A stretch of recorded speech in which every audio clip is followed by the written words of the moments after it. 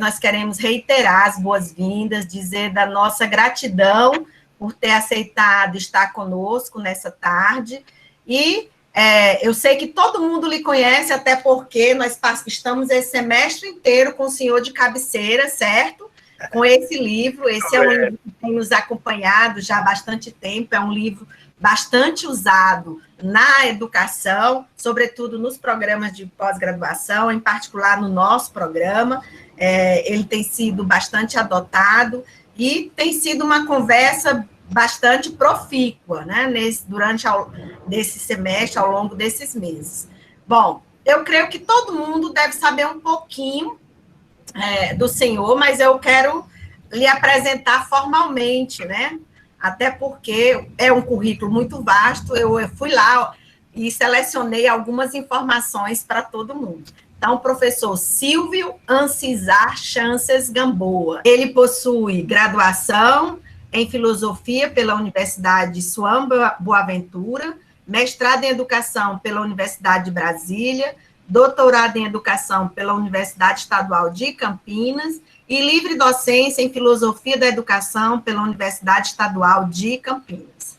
Atuou como professor associado MS5 da Universidade Estadual de Campinas entre 2000 e 2009, como professor titular em Filosofia da Educação em 2009, professor titular MS6 em Filosofia da Educação no ano de 2010. Já atuou como chefe do Departamento de Filosofia e História da Educação da Unicamp, de 2012 a 2015, tem sido pesquisador visitante em várias universidades, entre elas a Nacional da Colômbia, a Católica do Chile, a Estadual de Maringá, a Federal de Santa Maria, a Universidade Federal de Alagoas, a Federal da Bahia, é também professor visitante da Faculdade Latino-Americana de Ciências Sociais, a FLASCO, da Argentina, e na Universidade Nacional de Córdoba, na Argentina, né?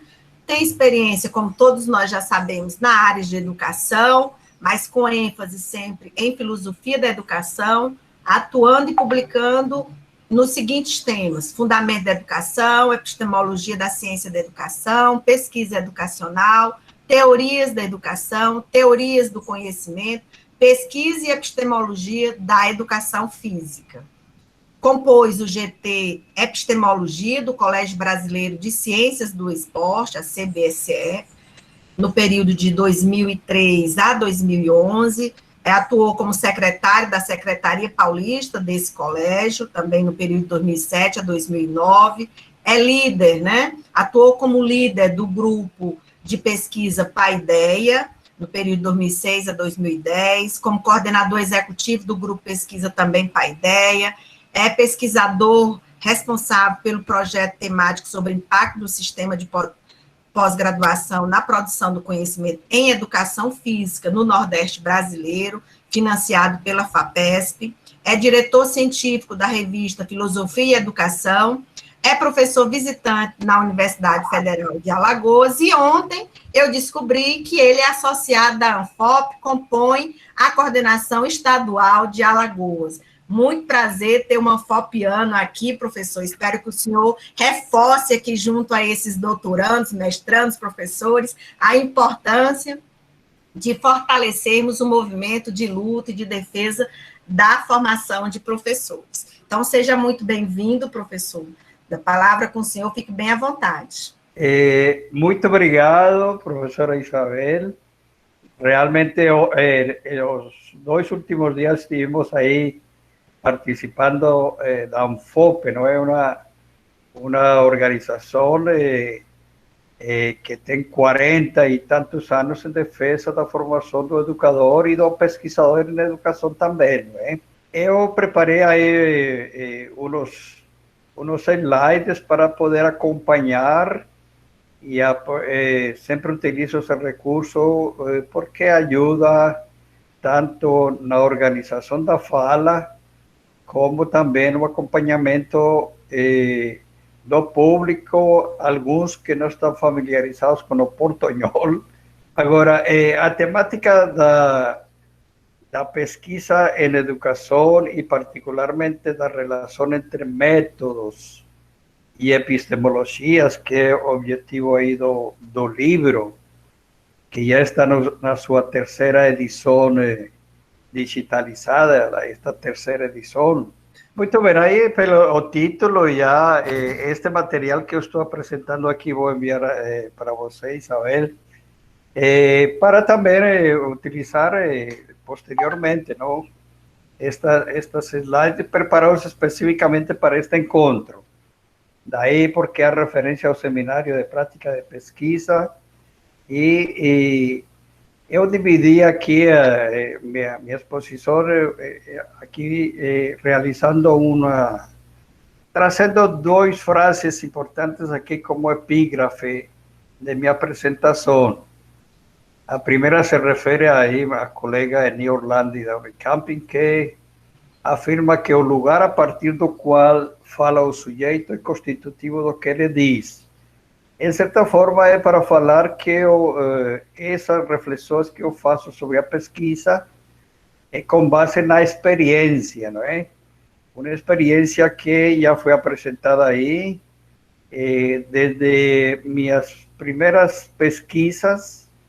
Eu fiz um mestrado na Colômbia, posteriormente fiz um mestrado na UNB, e aí então me dediquei a analisar a produção científica, particularmente na educação.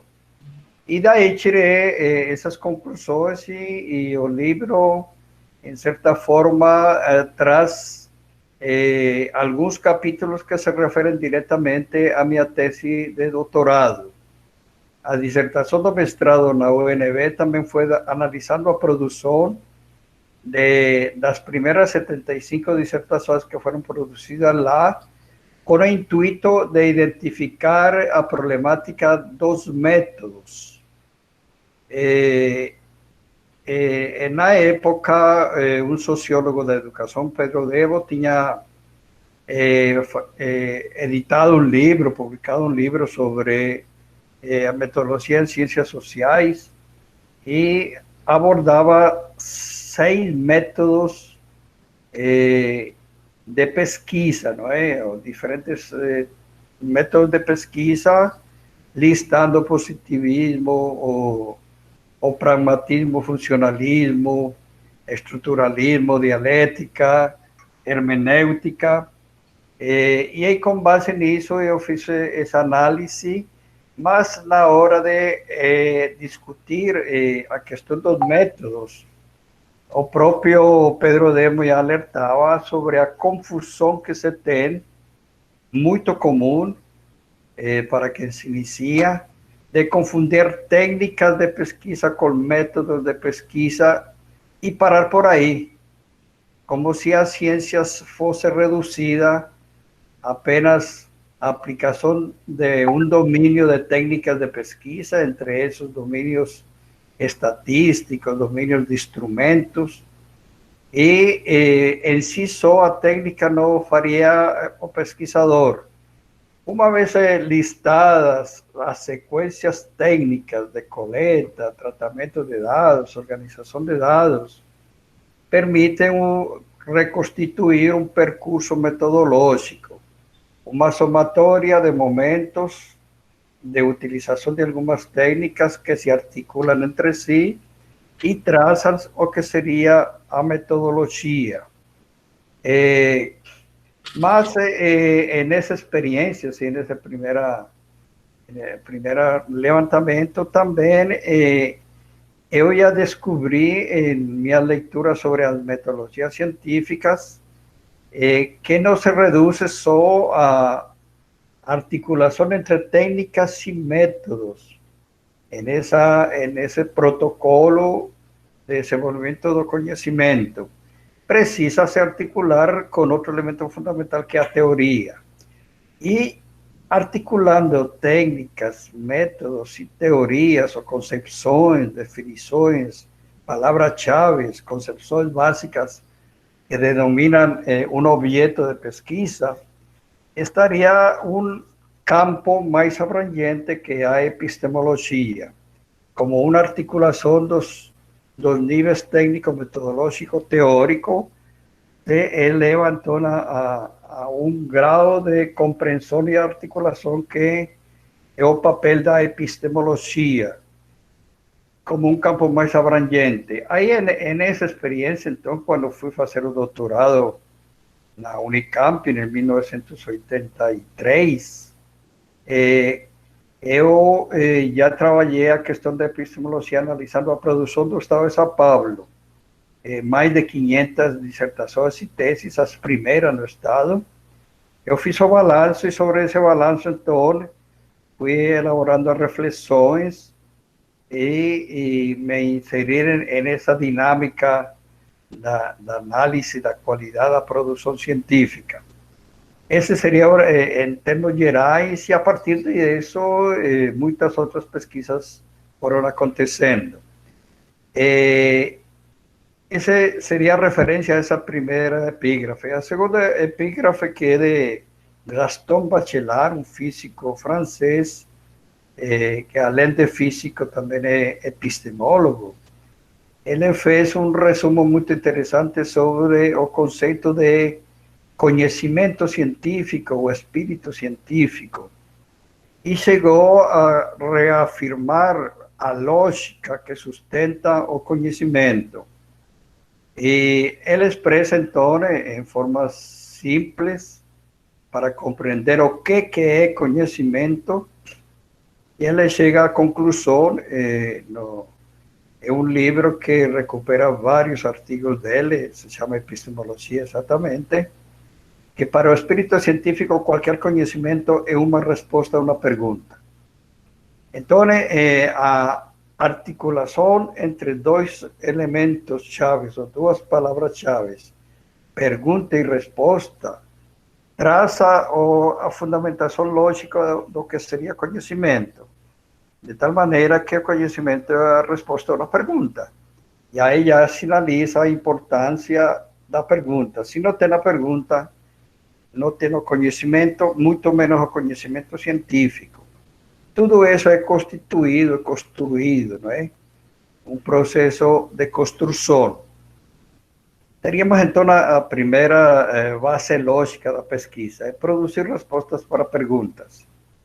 E aí, então, com base nesse conceito, eu organizei 5 tópicos.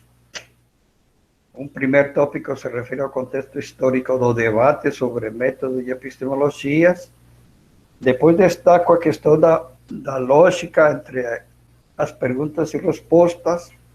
Entro na importância do método nessa lógica e a necessidade das articulações na epistemologia.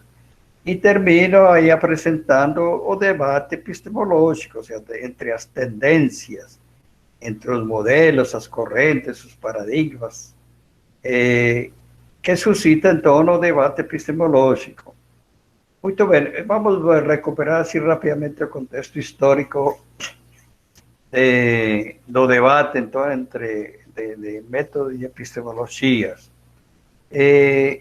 Quando se constitui a pesquisa como um elemento importante na Universidade Brasileira, e em forma tardia, não é? Em 1965, esse parecer sobre a pós-graduação, o relatório do Grupo de Trabalho da Reforma Universitária do 68, e posteriormente as decisões e as orientações sobre a pós-graduação colocam, então, o nível da pós-graduação chamada estrito sensu, que seria mestrado e doutorado, considerando que o lato sensu se referia a um nível inferior nesse processo de pós-graduação, que seriam as especializações e os cursos de aperfeiçoamento.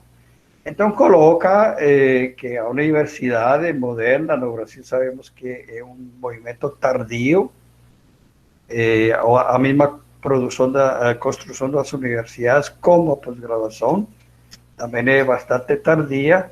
Então, coloca como cúpula dos estudos universitários exatamente dos quadros do magistério superior o nível da pós-graduação, não é?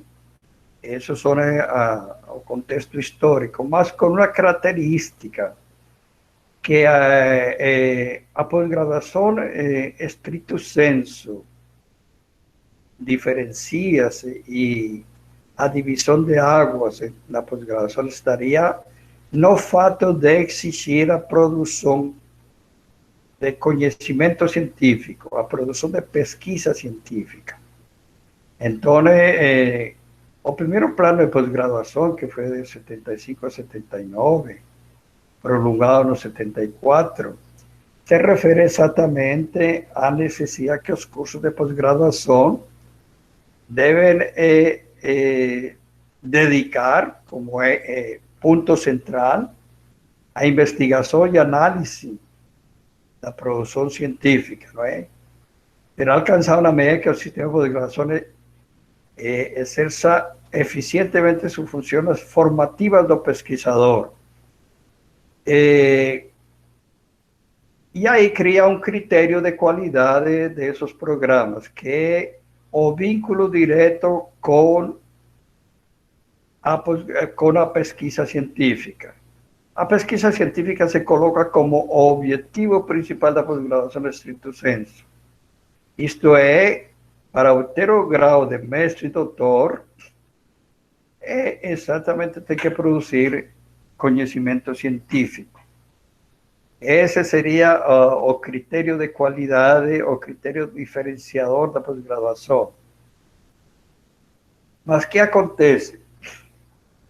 Que os balanços que já se realizaram sobre a produção, e particularmente a produção na educação, estou me referindo aqui a um relatório da ANPE de 1990, e aqui cito a colega Miriam Guarde, de 1993, esses balanços simplesmente questionam a qualidade da produção. Essa operação de exigência de produzir conhecimento científico, dissertações e teses com o critério do rigor científico, parece que não se cumpre muito bem no âmbito da produção no campo da educação. Pelo menos até esses balanços, e eu fiz posteriormente outros, sempre se tem problema na qualidade dessa pesquisa. Então, a Miriam Guarde fala que essa operação surte um efeito fundamental, que situa automaticamente dissertações e teses no campo da pesquisa, ou seja, no campo da pesquisa científica. Daí, então, surge a preocupação de qualificar essa produção. E se qualifica na medida em que se busca a formação científica do educador ou do ingressante aos programas de pós-graduação. E aí, então, vem as motivações pelas quais eu dediquei minhas reflexões à questão da qualidade dessa produção, balanços dessa produção.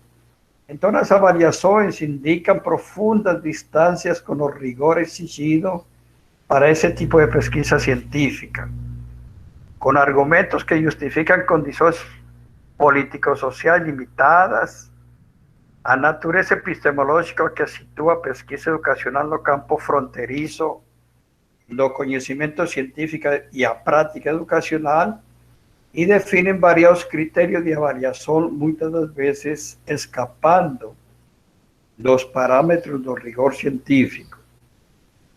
Então, com relação a essas avaliações, nós teríamos, então, esse problema por falta de um domínio aprofundado das protocolos de pesquisa, do domínio.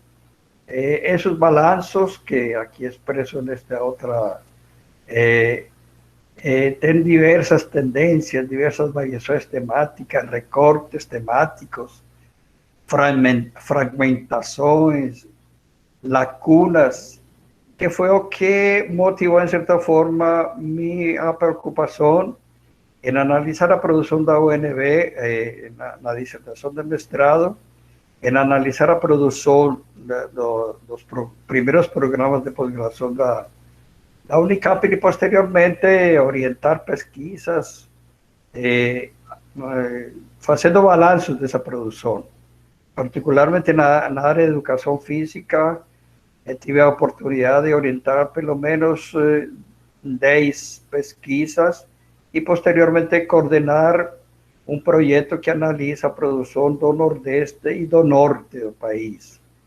Por quê? Porque do restante da região já tinha feito, já tinham sido feitos esses balanços através de orientandos que tomaram como objeto essa produção do centro-oeste, do sul, sudeste, etc. Muito bem, quando falamos das condições da qualidade dessa produção, e essa é a minha motivação para participar aqui também neste seminário, é cuidar dos elementos chaves dessa qualidade. Em primeiro lugar, eu coloco 3 elementos: a lógica do conhecimento científico, o método e a epistemologia. Na busca desses elementos comuns que estruturam o conhecimento científico,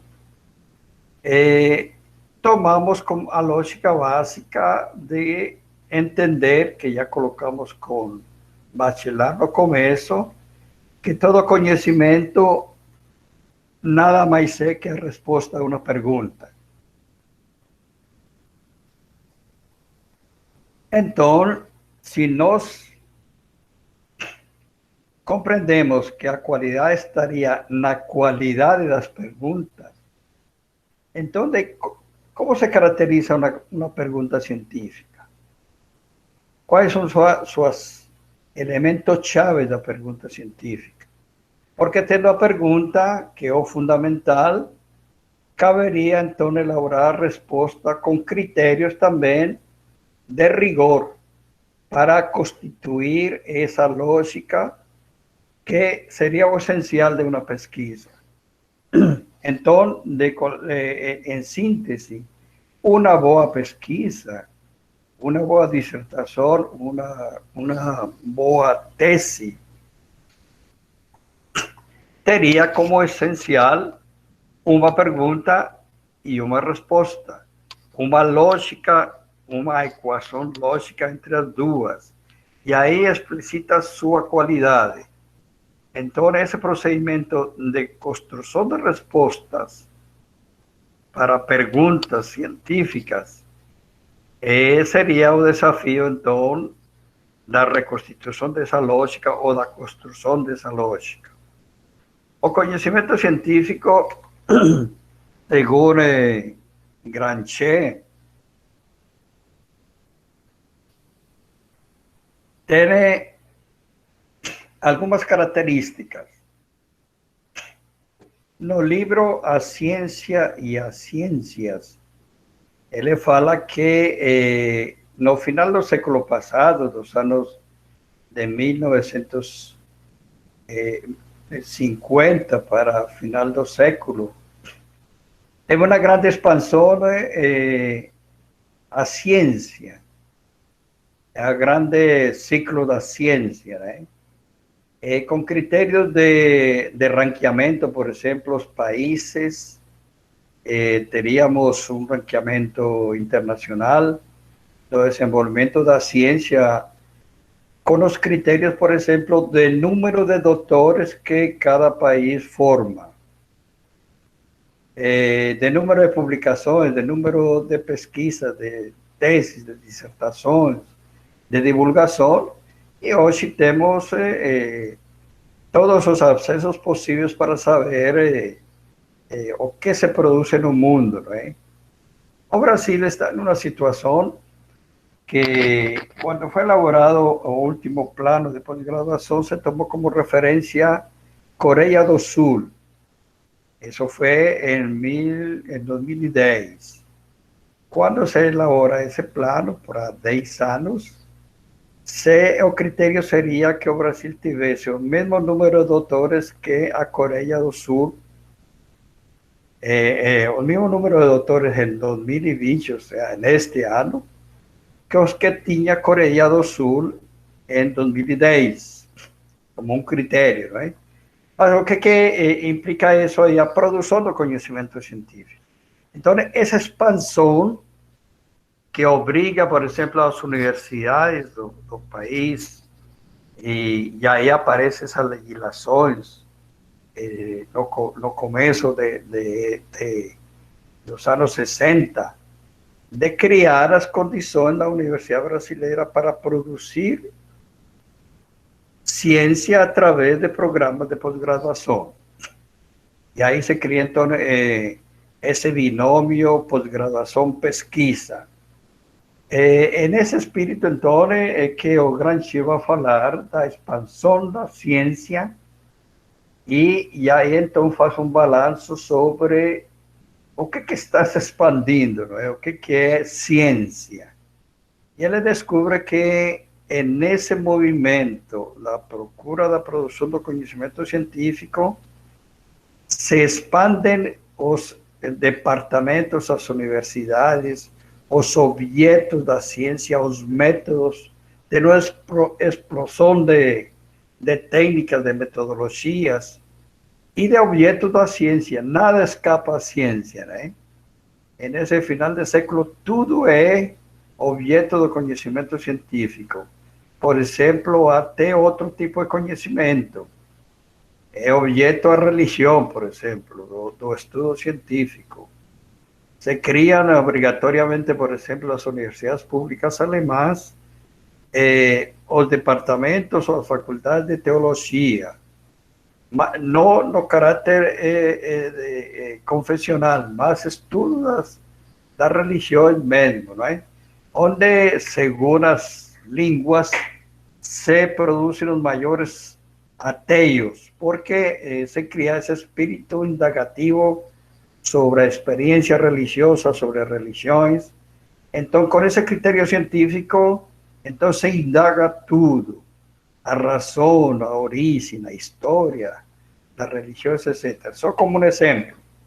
Mas aí, então, o autor se coloca que nesse ambiente e nesse contexto de múltiplos objetos, múltiplos métodos, o que no final de contas é o comum? É o comum a todo esse movimento. E ele chega a concluir que, segundo a perspectiva da epistemologia, e particularmente a contribuição de Bachelard, o que unifica tudo é o espírito científico. E aí vai perguntar, e o que caracteriza o espírito científico? E ele analisa 3 grandes traços comuns ao conhecimento científico. Se nós vemos esta slide ao contrário, ele vai falar, por exemplo, lá no último parágrafo, que tem em comum os métodos científicos. Isto é, maneiras, procedimentos esclarecedores dos processos de produzir respostas. Mas isso se valida com critérios específicos, a multiplicidade de metodologias, se valida nas epistemologias. E, por sua vez, a epistemologia suscita concepções rigorosas sobre o processo do conhecimento. Também é uma gnoseologia. E, no final, revela uma visão de realidade, uma ontologia. Seguindo esse slide, vamos a ler já na base do mais geral para o mais específico. Segundo ele, o mais geral é a visão de realidade. Portanto, a ciência revela e explicita uma ontologia, uma visão de realidade, uma representação da experiência com essa realidade, dos sujeitos que conhecem com relação à realidade. E aí vem a caracterizar a visão da ciência sobre a realidade. Então, na hora que pesquisamos, fazemos uma dissertação e tese, estamos construindo uma visão de realidade, que se caracteriza por trabalhar o conceito realidade. seres reais. Aí então já delimita com relação a outro tipo de conhecimento, por exemplo, a religiões, a estética, os próprios outros tipos de conhecimento, né? O conhecimento mítico, o conhecimento do senso comum. Então, que tipo de realidade é construída com a ciência? O que é revelada? O que é ser real? O ser real. Então, a filosofia aí contribui com esse campo da ontologia para falar de que trata-se de ser, de situações, de problemas, de experiências concretas que têm três grandes a priori fundamentais. Em primeiro lugar, um ser real ocupa um espaço. Então, na categoria espaço, é uma categoria fundamental na ciência. Onde que está esse ser que estamos conhecendo? Onde que está esse ser que estamos estudando? Onde que está essa realidade, essa experiência, essa prática que estamos estudando? Tem que ter uma delimitação do concreto real, espacial, ocupa um espaço, ocupa uma dimensão, tem um tamanho, tem uma dimensão. Então, essa é uma categoria fundamental dessa ontologia da realidade. Outra característica, tempo. Onde, quando, qual é o período, a duração, em que época. Então, o elemento espaço-tempo são fundamentais para definir essa característica da realidade. E a outra característica, que é uma conjugação das anteriores, é que essa realidade, ou esse ser real, ou essa experiência real, esse fenômeno real, essa prática real, tem uma dinâmica. Isto é, tem movimento. Então, tempo, espaço e movimento são as três grandes categorias que fundamentam todas as ciências. Todas. Porque se trata de questões reais concretas no tempo, no espaço e no movimento. A outra traço comum é que a ciência visa conhecer essa realidade, descrever, explicar, compreender esses objetos, essas experiências, essas práticas, como são, como existem, como estão aí. E aí ele faz um alerta bem interessante. Não é igual a técnica, a ciência não é técnica, a ciência não é intervenção. Ciência cuida de conhecer um fenômeno como é e não visa agir sobre esse fenômeno. A partir de um conhecimento e uma pesquisa bem elaborada, certamente que o desdobramento desse conhecimento é transformar, agir sobre essa realidade. Mas não adianta, a ciência é o anterior à intervenção, a ciência é diagnosticar, é ver o fenômeno tal como é. Essa é outra característica, então, do conhecimento científico. Descrever, explicar, compreender como é ou como foi. Então, olha aí um alerta, nada de como será. Portanto, um objetivo de pesquisa não seria intervir, não seria prever se tal coisa, não. Os objetivos devem ser sobre o presente e sobre o passado, sobre os objetos presentes e passados. A ciência não dá palpite para o futuro, não. Pode projetar resultados, mas não está interessada no que ainda não existe, não é? O que existe. É outra característica desse espírito científico. E, posteriormente, a definição de critérios de validade, de exposição, de verificação, que são os critérios epistemológicos, e que no meio deles estaria exatamente um elemento fundamental, que é o método. Tudo isso articulado é o que tem como unidade todas as ciências em todos os laboratórios, em todos os departamentos, em todas as áreas do conhecimento. E aí esse é o desafio que a educação tem, se apropriar exatamente desses critérios.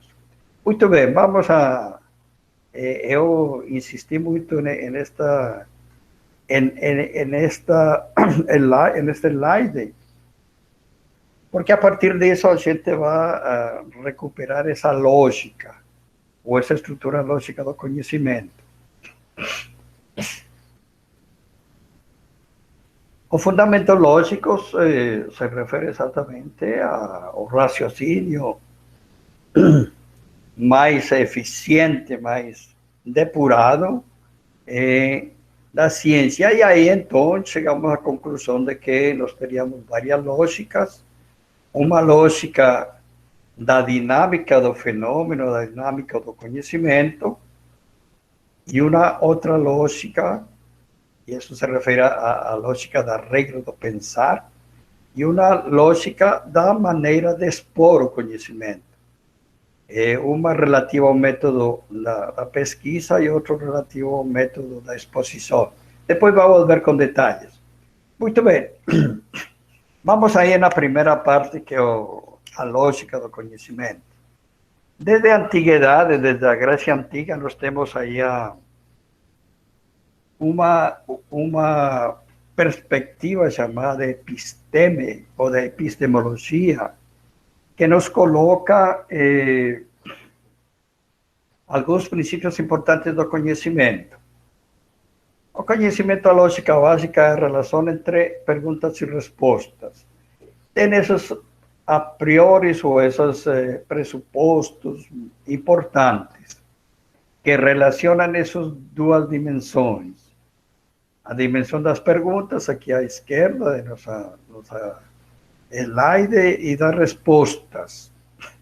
E tem alguns princípios que eu vou passar rapidamente e que deixo aberto para depois aprofundar.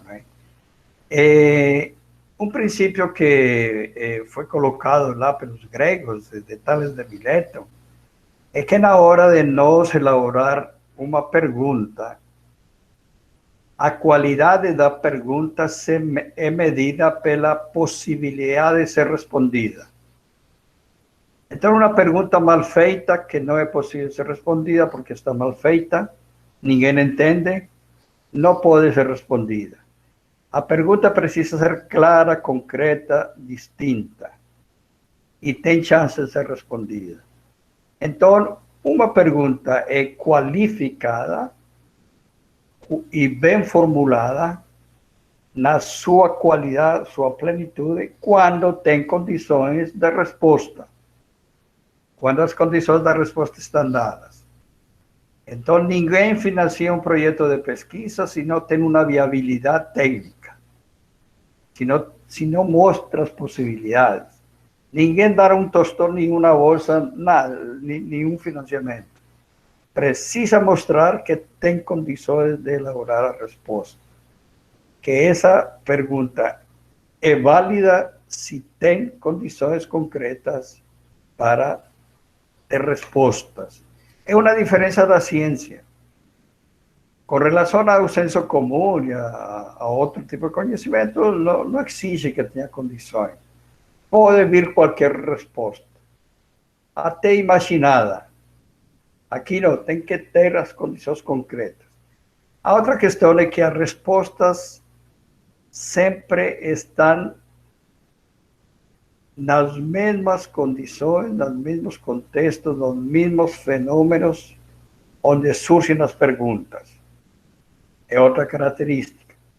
E uma questão muito interessante para consolo de todo mundo é que existem respostas para todas as perguntas. E aí teríamos vários níveis neste slide, podemos ver aqui vários níveis desse processo. A fonte de todas as perguntas são os mistérios. A Maria Helena Chavia afirmava, não é, que o mistério, não é, o grande fonte das dúvidas, das suspeitas, das estranhezas, das curiosidades. das indagações, das questões e das perguntas. Agora, o mistério é dominado quando você tem dúvidas concretas sobre ele, suspeitas concretas, curiosidades específicas, indagações.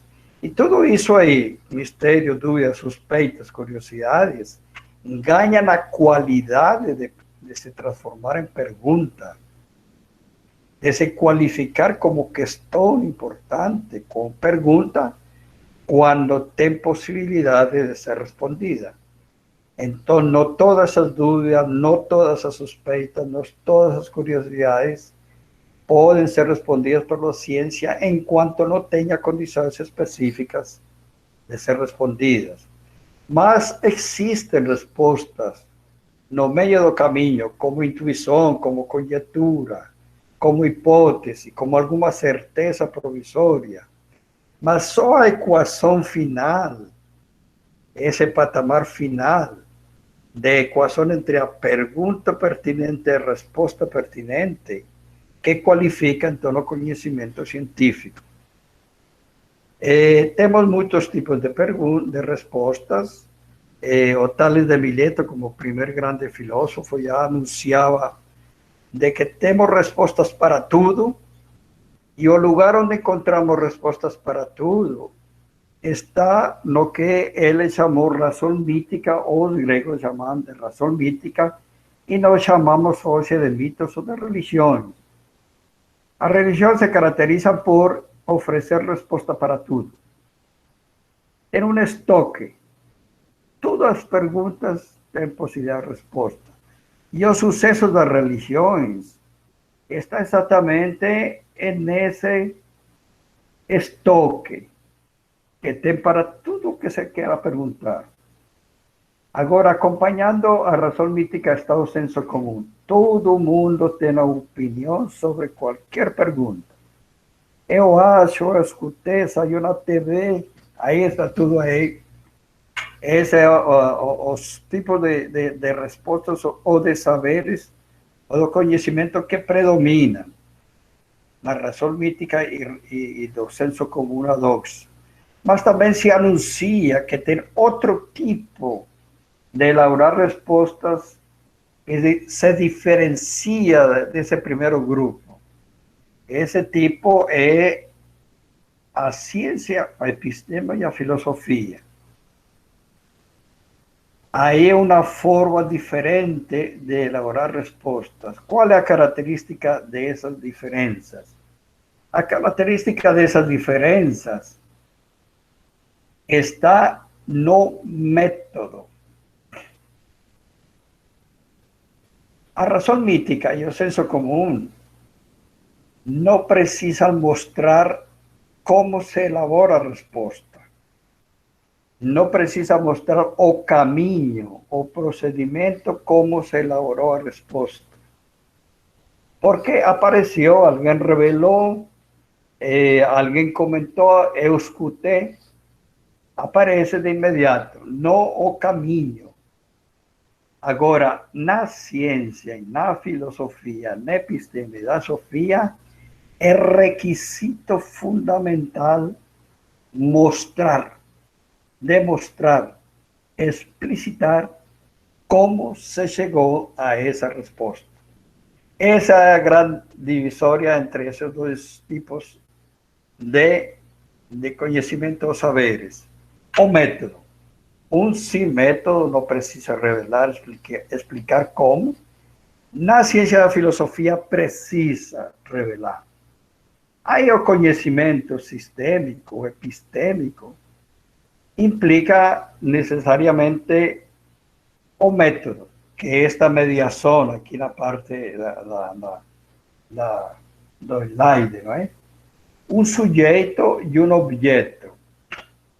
O conhecimento, então, é disciplinado chamado porque é rigoroso, não exige um procedimento demonstrável, implica alguém que pergunta, que se chama genericamente sujeito, sobre um objeto que se pergunta. o sujeito conhecente e objeto a ser conhecido, não é? O homem no mundo. E com termos latinos, rex coita, rex extensa, não é? Consciência, natureza, etc., etc., vários termos. Precisa revelar isso aí. Quem pergunta? ¿Sobre qué pergunta? Exatamente. Todos os diálogos de Platón, por ejemplo, revelan detalles de ese proceso de preguntar, de producir a pergunta. E o Sócrates, que é o grande mestre desses diálogos, ele sempre que é perguntado sobre alguma questão, por exemplo, sobre a justiça, sobre o amor, sobre o próprio homem, ele devolve a pergunta. Quem está perguntando sobre o amor? Ele quer que se revele o sujeito. E o motivo da pergunta: por acaso você tem problemas com o amor? Me conte aí em que situação se apareceu esse problema. Então, revela a intenção do sujeito, a preocupação com a pergunta.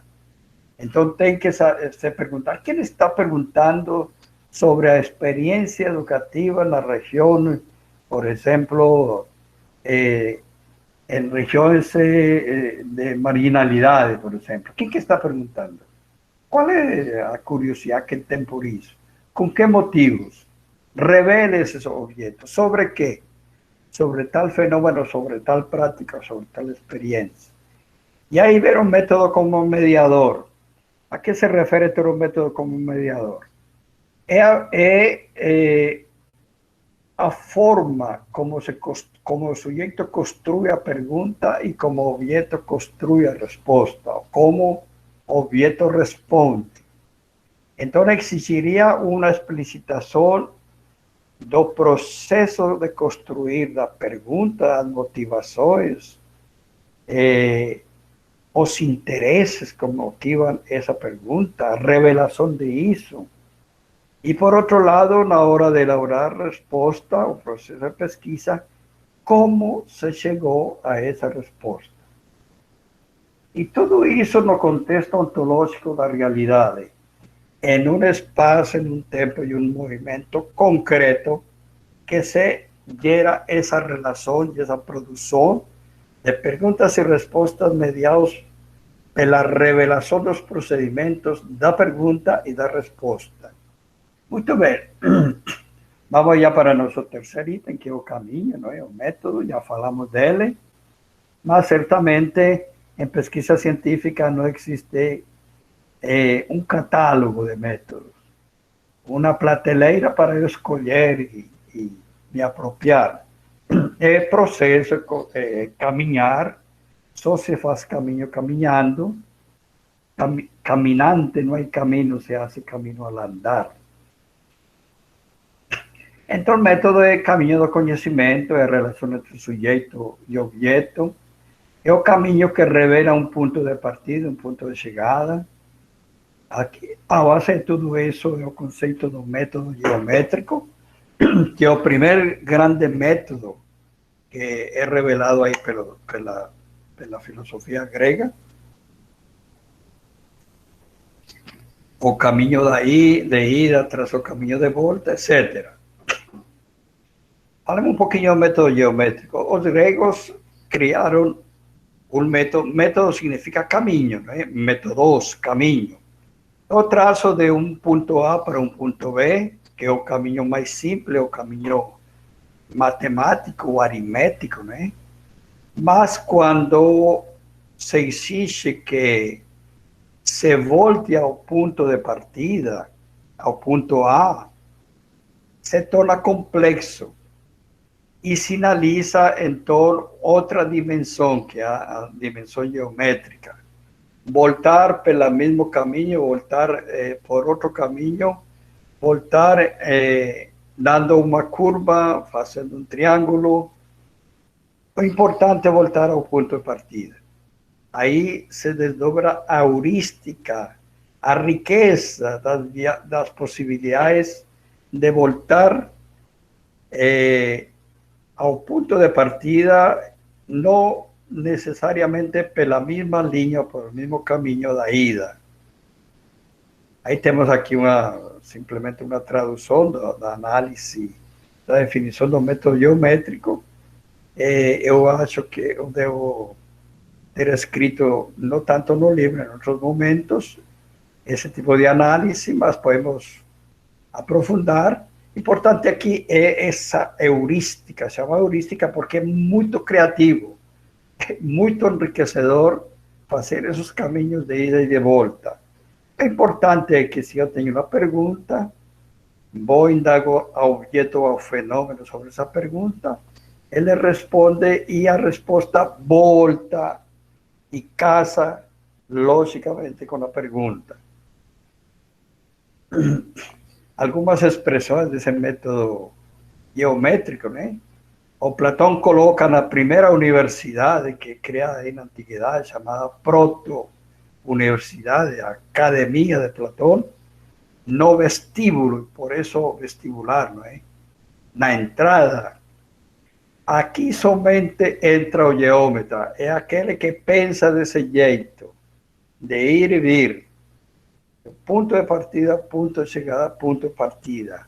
Ascender e descender, análise, síntese, dedução e dedução. São os grandes momentos dos diversos métodos.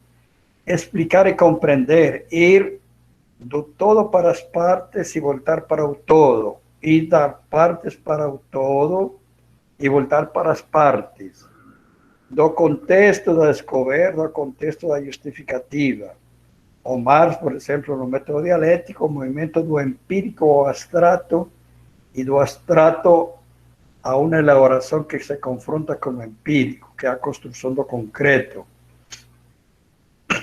E na pesquisa científica nós teríamos, então, dois grandes métodos, que é o método da pesquisa e o método de exposição, um que se pautua pelo método geométrico, e outro que se pautou pelo método lógico da exposição, do rigor científico. Mas podemos aprofundar depois. No quarto item, e eu já estou tentando preencher aqui meu tempo, né? Mais uns 15 minutos. É o conceito de epistemologia. É um conceito que se origina na palavra grega episteme, conhecimento científico, e o logos, que sempre se refere a estudo, a razão, a explicação do conhecimento científico. Então, se refere à epistemologia, o estudo sobre o conhecimento, a sua justificativa e seus limites. São três grandes dimensões da epistemologia. E essas três grandes dimensões geram as diversas controvérsias sobre fontes, essências, critérios de validade do conhecimento científico. Acompanhando, então, a epistemologia como critério de rigor, está o campo da gnoseologia, que é exatamente uma vinculação entre um tipo de conhecimento, que é o científico, e os conceitos gerais do conhecimento, que é a relação entre sujeito e objeto. Diversas concepções de sujeito e diversas concepções de objeto nos geram diversas teorias do conhecimento. Essa forma da gnoseologia nos permite, então, articular níveis que vamos explicitar posteriormente en una matriz que nos sirve para articular os níveis diversos do processo do conhecimento. O conceito de epistemologia, eu trago esta ilustração, segundo vários autores, né? É um campo que se constitui entre a filosofia e a ciência, tendo os mesmos critérios de rigor, não é? De explicitação do método, do caminho, né?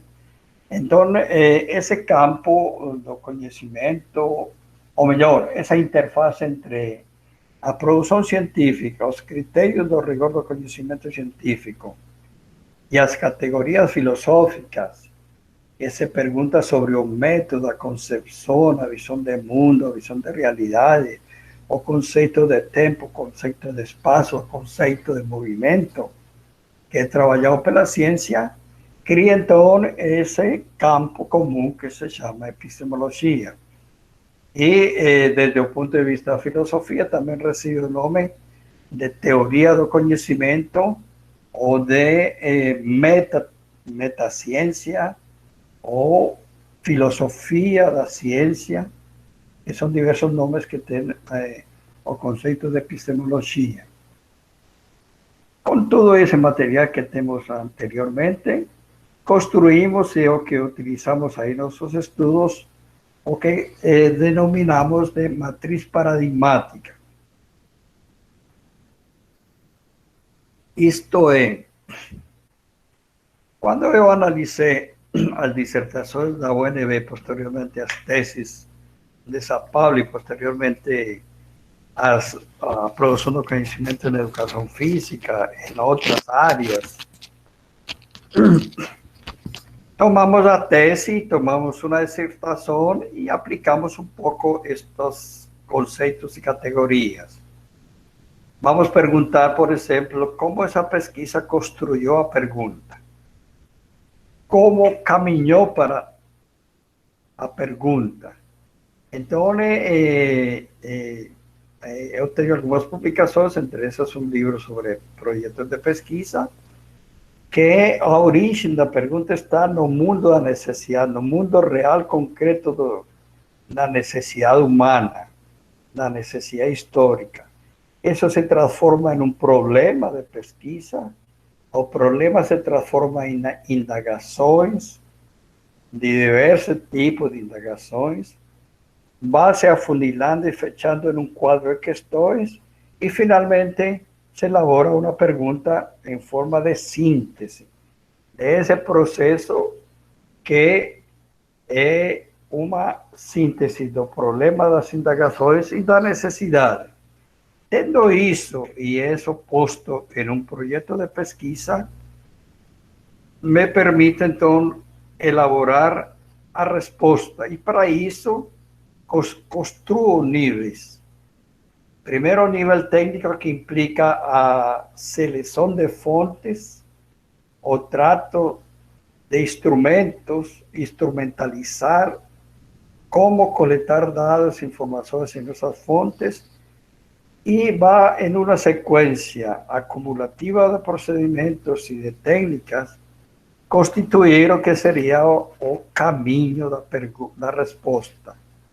Necessariamente temos que utilizar definições, conceitos, palavras, localização de campos de conhecimento, que nos permite revelar o nível teórico, e a partir daí vem os pressupostos epistemológicos, gnosiológicos, e, como vimos anteriormente, desenvolver essa concepção de realidade, esse pressuposto ontológico. Esses pressupostos se referem a diversas maneiras de trabalhar o conhecimento. Essa relação sujeito-objeto tem um debate muito importante sobre todas as teorias do conhecimento, onde entra o positivismo, onde entra o subjetivismo, o objetivismo, as concepções, por exemplo, da interpretação, etc., etc., que posteriormente podemos voltar na medida da necessidade que vocês queiram aí no debate. Uma articulação, e eu trago um exemplo aqui, uma articulação sobre método e teoria do conhecimento se apresenta, por exemplo, quando se criam determinadas concepções de objeto. Vamos colocar aqui 3 grandes métodos. O método analítico, conhecido genericamente por delimitar um fenômeno delimitar una experiencia, delimitar un evento, una situación, un objeto. Puede ser un ejemplo la pesquisa biológica, un determinado organismo, un determinado virus, etcétera. Delimitarlo. Y una vez delimitado, ir a su composición, las variables, las partes. Ahí você tiene un método analítico que construye su objeto haciendo recortes espaciales temporales y simplemente con la palabra delimitando como un todo, y ese todo va a ser dividido en partes, en variables, y es separado do contexto, é isolado do contexto natural, levado para um laboratório onde se controlam todos os elementos contextuais, clima, temperatura, além da temperatura e luminosidade, todos os elementos de um laboratório, né, que controla as variáveis. Aí, esse método nos permite, então, constituir um objeto, dividirlo en partes y controlar su contexto. 3 elementos, todo parte contexto. Una manera de trabajar eso. Ahí entonces, separa do contexto o todo, recorta y leva para análisis das partes constitutivas. Esa es la característica del método analítico. Implica una concepción de conocimiento, una concepción de objeto y un papel do sujeto, que es un sujeto controlador, que controla variables, una razón instrumental de control, falaría o Habermas, ¿no? Otro método que es comprensivo, que implica también concepciones de fenómeno, de sujeto-objeto. O método comprensivo es un camino contrario ao anterior.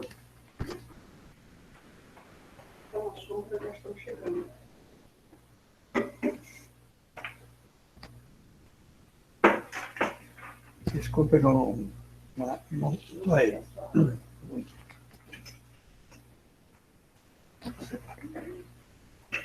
En este método comprensivo, que es o contrário, é interessante porque se começa das partes de pequeñas partículas de una sílaba que se junta con otra sílaba, forma una palabra con otra palabra, forma una frase, y ahí va las partes, va construyendo un sentido, un todo que se constituye y cuyo sentido mayor estaría no contexto, no escenario, no entorno. Entonces son caminos diferentes, mas que implican diversas maneras de tratar objetos. O da parte para todo para o contexto, ou do contexto para o todo para as partes. São caminhos contrários. Os métodos dialéticos, por exemplo, combinam os anteriores. O método dialético teria duas grandes, ou 3 grandes momentos, que é o momento de visualizar o todo sincrético, no seu contexto, na sua totalidade, e depois desse processo sincrético ver o de análise, ir para as partes, por isso o análise, dividir o todo em partes, e depois volta em um processo contrário a essa análise, que é a de síntese das partes para o todo, nas condições do concreto. Então, estamos vendo aqui que para definir um determinado método, precisamos nos apropriar de concepções de teoria do conhecimento, concepções de sujeito, concepções de objeto, diversas maneiras de trabalhar esses elementos. Um exemplo de articulação do método com as teorias do conhecimento, com as epistemologias. E, finalmente, eu gostaria já para aproveitar aí os 5 minutos finais dessa exposição, de que tudo isso dá perspectivas para diversas maneiras, diversos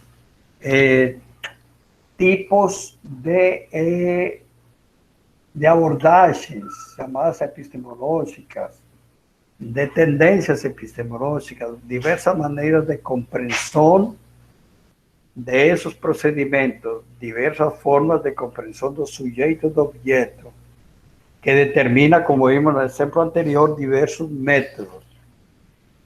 A relação entre os lugares e interesses do sujeito com relação ao objeto, a relação dialética, a construção de conhecimento nas condições concretas. Então, nos permite ver diversas formas de produzir o conhecimento, chamados diversos paradigmas, diversas abordagens. Entre esses, eu destaco na educação a contribuição do paradigma empírico-analítico da ciência, que é um modelo trazido da física, levado para a sociologia, para a psicologia, depois traz para a educação, em forma de uma corrente que se chama positivismo. Posteriormente, vem os fenômenos da interpretação, da fenomenologia, que têm em comum os métodos compreensivos, isto é, das partes para o todo, para os contextos. A diferença entre a fenomenologia e dialética, e que nos permite ver, então, diversas formas. Segundo Boaventura dos Santos, que eu cito aqui, também existem outros paradigmas emergentes, e particularmente os chamados pós-modernos. Muito bem. Eu trago aqui um esquema, ou melhor, dois esquemas, para ver as diferenças entre essas abordagens, diversas maneiras de articular técnica, método, teoria, pressupostos epistemológicos, ontológicos e visões de mundo. Segundo Habermas, no livro Conhecimento e Interesse, ele que trabalha tipos de conhecimento, ele anuncia 3 grandes tipos de conhecimento predominantes exatamente na era da ciência, que é a partir dos anos de 1950 para frente, analisando a produção nos Estados Unidos.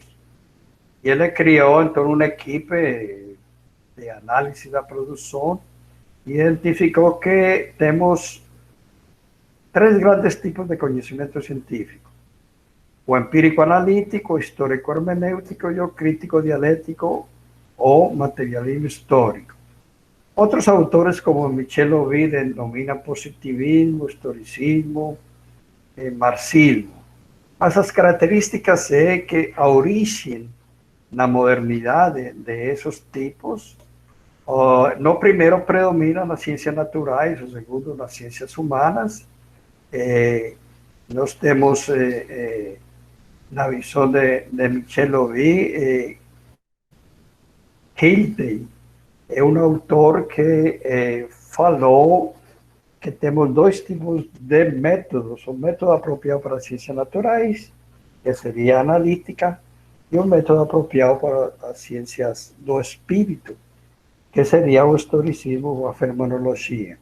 E posteriormente, Marx, aí na sua contribuição que vem, com sua obra sobre a crítica da economia política, anuncia então outro método, que é o método do materialismo histórico, denominado ciências teórico-críticas.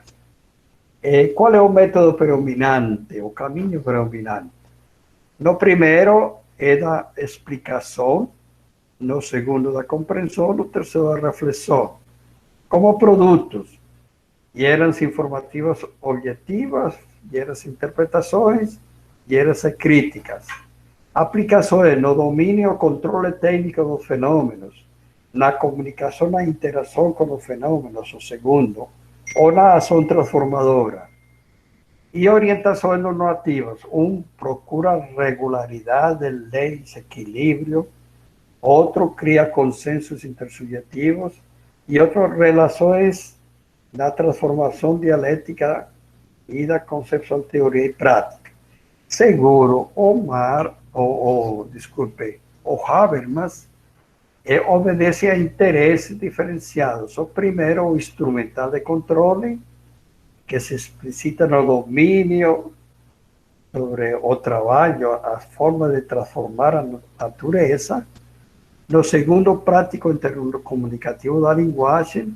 E o terceiro, emancipatória do poder. Aí vamos aprofundando nessas discussões, e assim é como podemos fazer análises de diferentes abordagens, considerando algumas categorias: relação sujeito-objeto, a mediação, o trato da relação todo-partes no objeto, se se considera o entorno ou não, qual é a mediação instrumental predominante nessas perspectivas, e alguns exemplos disso aí.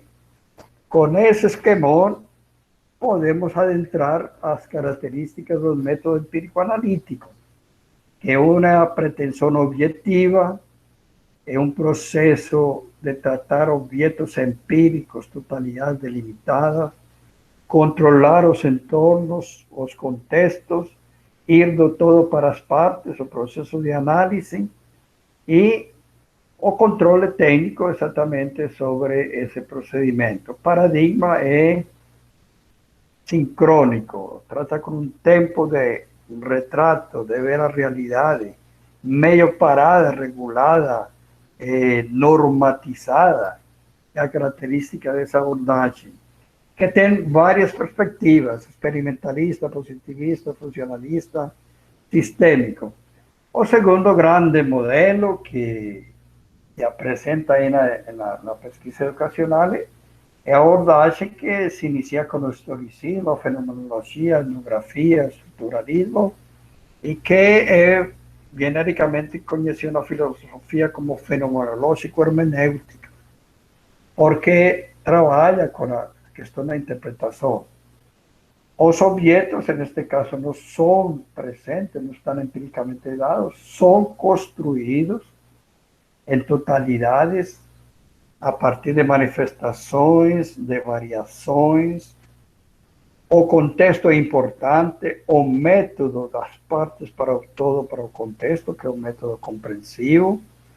As mediações predominantes é a linguagem, a busca do consenso, trabalha com um tempo de contexto, de duração, mas é um tempo sincrônico, e um elemento chave nessa perspectiva de visão do mundo é que as aparências, e aí fenomenologia, o fenômeno tem uma expressão externa e uma nome, ou invariante interno. Isto é, a radiografia seria um protótipo, um paradigma importante para explicar essa metodologia.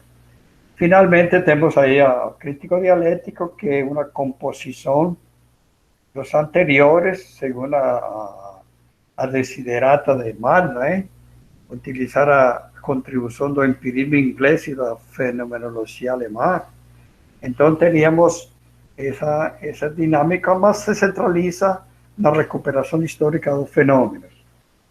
E temos outros tipos, que são as chamadas abordagens pós-modernas, linguísticas, que se originam em um termo-chave que se chama o giro linguístico, né? O elemento como que o texto se transforma em objeto e, em certa forma, representa os fenômenos. O texto oculta, em certa forma, ou revela o fenômeno. E aí tem diversas características. Como eu apresentei assim, tentando um tempo para o debate, avancei aqui uns 10 minutinhos. Eu fiz uma síntese geral aqui da exposição do livro, e eu queria voltar aqui a esse começo, né? Em certa forma, o fundamental aqui do conhecimento científico estaria neste começo de compreender a relação entre perguntas e respostas. Fomos avançando no contexto histórico desse debate, a necessidade de 3 elementos importantes da qualidade da pesquisa, que seria a recuperação da lógica dos métodos e da epistemologia, que nos caracteriza esse debate sobre os diversos abordagens. Eu gostaria de terminar aqui, talvez dando um intervalo de uns 10 minutinhos depois desta exposição, trazendo, em certa forma, referências. Eu trabalho aqui com o livro na terceira edição, Pesquisa em Educação, Métodos e Epistemologias. Tem outras referências que acompanham aí a segunda edição, outro livro da Argos, especificamente na educação física. Eu trago uma amostra de 3 livros, um relatório de pesquisa, que é o que está aqui no centro, e o debate sobre a produção do conhecimento e as epistemologias. Mas antes disso, eu gostaria de terminar recuperando o contexto no qual o Bachelard falou essa frase sobre a relação perguntas e respostas. E com isso, essa questão desafiadora. Segundo o Bachelard, e se referindo a outros tipos de conhecimento, particularmente a opinião, a diferenciação entre o conhecimento científico e outros tipos, especialmente o conhecimento dado pela opinião, pela doxa. Ele fala que a opinião não seria a guia do trabalho científico, não é? A opinião pensa mal, ela não pensa, simplesmente traduz necessidades em conhecimentos imediatos, é utilitarista, não é? As respostas imediatas, as mais úteis, as mais fáceis de encontrar. Ao designar os objetos por sua utilidade, coíbe-se de conhecê-los, só interessa pela utilidade, né? Nada se pode fundar a partir da opinião. É necessário, antes de mais nada, falando do espírito científico, destruí-la, superá-la. Ela constitui o primeiro obstáculo a ultrapassar no conhecimento científico. O espírito científico proíbe-nos de ter uma opinião sobre questões que não compreendemos, sobre questões que não sabemos formular claramente. É preciso, antes de tudo, saber formular problemas. É precisamente o sentido do problema que dá a marca do verdadeiro espírito científico. E aí, então, se insere a frase: para um espírito científico, todo o conhecimento é a resposta a uma pergunta. Se não houver uma pergunta, não pode haver conhecimento científico. Nada é natural, nada é dado, tudo é construído. Com essa complementação da epígrafe, eu dou por finalizar minha exposição. Certamente que é um resumo de muitos tópicos, de muitas questões, mas como Isabel bem colocou, estamos a um nível de trabalhar com doutores, doutorandos, pessoas que já têm alguma experiência com pesquisa e que certamente têm algumas indagações já a partir da prática.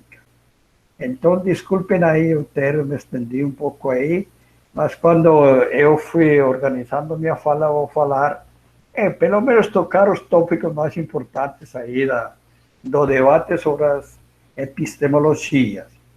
E, Isabel, você tem a palavra, você que coordena aí. Muitíssimo obrigada, viu? Parabéns. Acho que está todo mundo aqui extasiado, muito instigado por suas palavras, né? Obviamente que as suas considerações, elas são muito pertinentes à obra, né? É impossível dar conta de tudo que está ali escrito de uma forma tão densa, mas o senhor consegue, óbvio, né? Fazer aí um passeio, a meu ver, muito completo pela obra, pelos principais pontos, né? De modo a instigar aqui provocar cada um dos que estão aqui a fazer perguntas. Eu quero aproveitar também para lhe pedir a sua autorização para que a gente possa colocar esse momento lá no nosso canal, do nosso grupo de pesquisa, o Educas. Então, temos a sua autorização?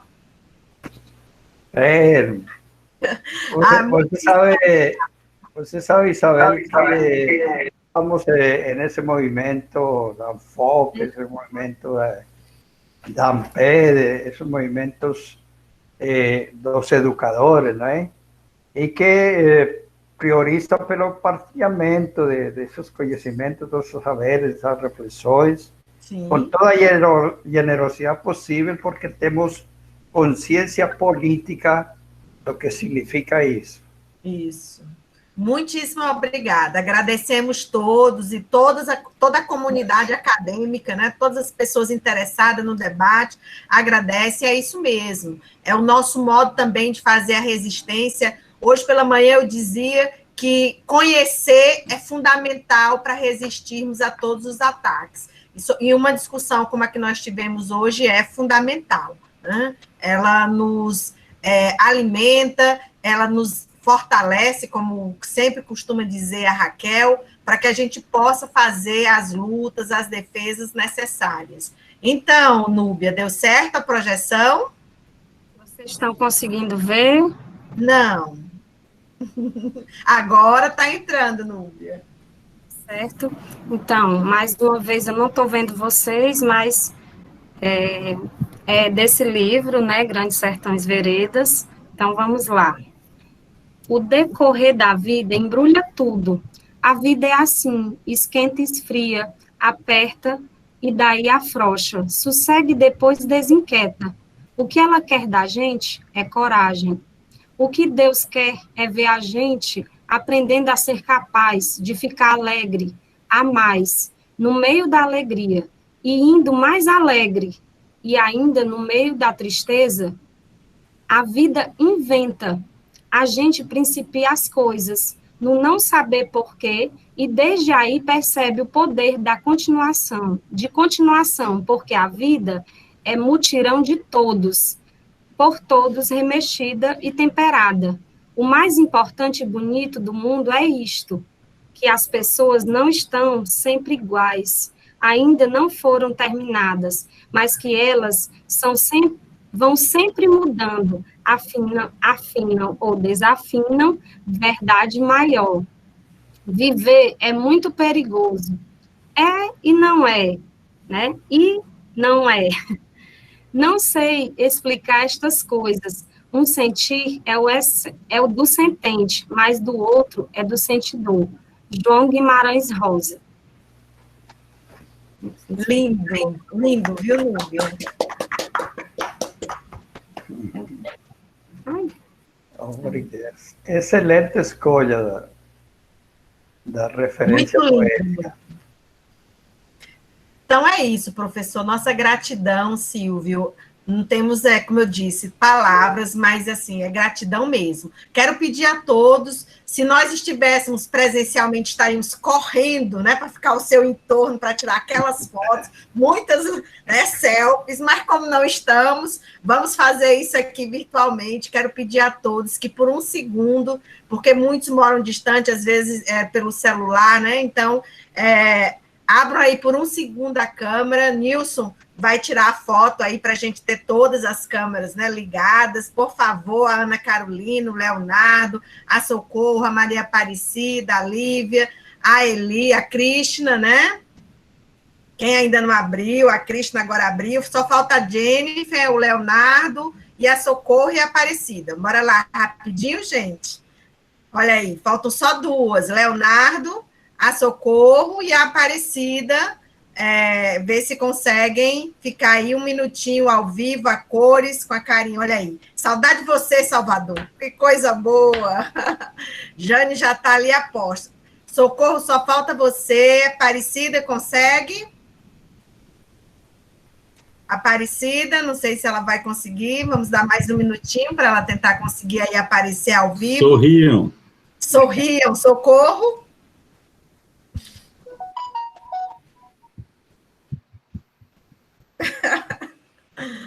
Já tirei. Pronto, gente. Obrigada, boa tarde para todos, bom fim de semana. Obrigada, gente. Final de semana abençoado. Obrigada, professor. Obrigada. As referências para poder se Obrigada. Muito obrigada pela oportunidade, foi excelente. Muito obrigado, professor. Obrigada. Obrigada. Isso aí, Isabel, o que prometia, eu vou tentar já hoje mesmo enviar estas slides e essa referência sobre a pedagogia da pergunta e vamos ver o que mais posso enviar para vocês. Pronto. Mas se não puder ser hoje, professor, pode fazer com calma amanhã, segunda-feira, que dá tempo, né? Final de semana está aí, vamos tomar uma gelada, relaxar, porque o final de semana chegou. Gente, muito bem, muito obrigado. Obrigada. E conte comigo. Sempre, viu, professor? Agora que lhe encontrei, é anfopiana, ampediana, então não lhe largarei nessa luta, viu? Um abraço bem grande. Muito obrigada. Tchau, gente. Raquelzinha, você gostou? Sua pergunta foi perfeita. Eu quero fazer mais uma pergunta.